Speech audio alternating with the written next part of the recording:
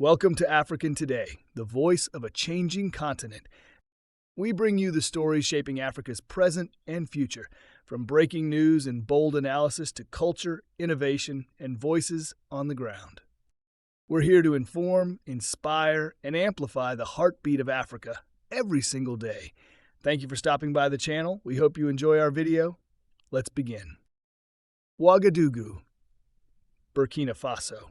In one of the largest anti-terror operations in recent West African history, the Burkinabe armed forces have reportedly neutralized over 500 terrorists in a sweeping counteroffensive launched earlier this month. Government sources have now confirmed that a multi-week campaign across the Sahel region of the country has resulted not only in a major tactical victory, but also in the exposure of shocking and unexpected identities among the insurgents. A coordinated assault across hot zones.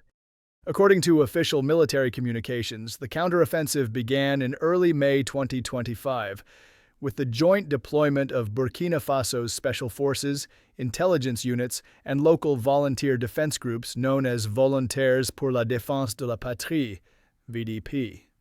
The operations focused on terrorist strongholds in the northern and eastern regions, particularly in the Sahel, Est, and Centre-Nord areas. The Army, supported by aerial surveillance drones and combat helicopters, launched simultaneous attacks on key terrorist hideouts in Ouaddalan, Komandjouari, and Somme provinces.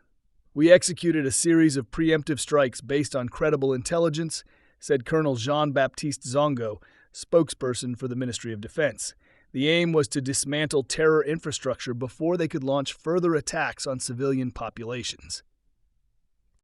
Casualties and captures. Over 500 terrorists were reportedly killed during the campaign, with dozens more captured and detained for interrogation. A significant cache of weapons, vehicles, explosives, and communication devices was recovered.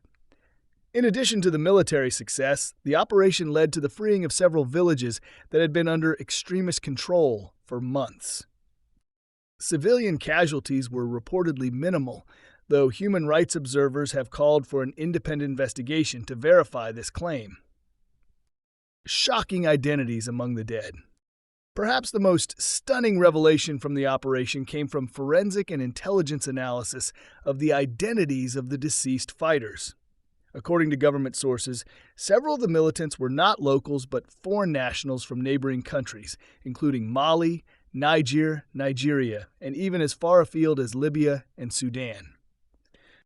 But what shocked investigators the most was the identification of former military officers and high-profile religious clerics among the terrorists. Several individuals with ties to known jihadist factions, such as Jamaat Nasr al-Islam wal Muslimin (JNIM), Islamic State in the Greater Sahara (ISGS), and Boko Haram, were found to be deeply embedded in the command structure of these insurgent groups.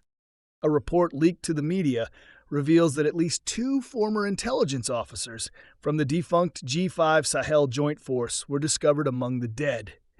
There are now concerns that jihadist groups have successfully infiltrated or recruited from state institutions in the region, using insider knowledge to avoid detection and coordinate attacks. Infiltration, funding, and the global jihad network. The government has also traced funding trails leading to accounts in North Africa and the Middle East. "These terrorist networks are not just local gangs," said a senior intelligence officer who requested anonymity. "They are part of a transnational jihadist syndicate with connections to al-Qaeda and ISIS branches. Some of the equipment we recovered, including satellite phones and encrypted hard drives, points to foreign involvement and planning." Officials also confirmed that several of the fighters were teenagers and young adults coerced or indoctrinated into jihadist ideologies. This has triggered renewed calls for community-level de-radicalization efforts and educational reform. Government statement and public reaction. President Ibrahim Traore, in a national address, praised the bravery of the Burkinabe forces and vowed continued action against terrorism. "This is a turning point," he declared. "Burkina Faso will never bow to terror. We are reclaiming our land, our freedom, and our future." The public has responded with a mixture of relief and apprehension. While many citizens celebrate the military success, some fear retaliatory attacks or prolonged conflict. "We've seen victories before, but the terrorists always come back," said Aminata Diallo, a school teacher in Dori. "We need lasting peace, not just temporary wins." International reactions. The African Union and ECOWAS have both issued statements applauding Burkina Faso's efforts, while urging compliance with international human rights norms. France, which ended military cooperation with Burkina Faso in 2023, remained silent, though sources suggest behind-the-scenes monitoring is ongoing. The United Nations called for more regional cooperation to combat the growing threat of extremism in the Sahel. "Victory in one country will not be enough," warned UN Special Envoy for the Sahel, Mohamed Ibn Chambas. "This must be a coordinated multinational effort backed by diplomacy, economic investment, and long-term stability programs." What comes next? While this operation marks a significant win for Burkina Faso, experts caution that the fight is far from over. With extremist groups still entrenched in parts of Mali and Niger, and with shifting alliances among various factions, the threat remains fluid and unpredictable. However, for the people of Burkina Faso, this moment offers a glimmer of hope. "We want our children to go to school without fear," said local chief Isaka Sawadogo in the liberated commune of Arbinda. "Let this be the beginning of the end." African Today will continue monitoring the situation in Burkina Faso as new developments unfold. Stay tuned for exclusive interviews, video reports from the front lines, and deeper analysis into the regional fight against terrorism.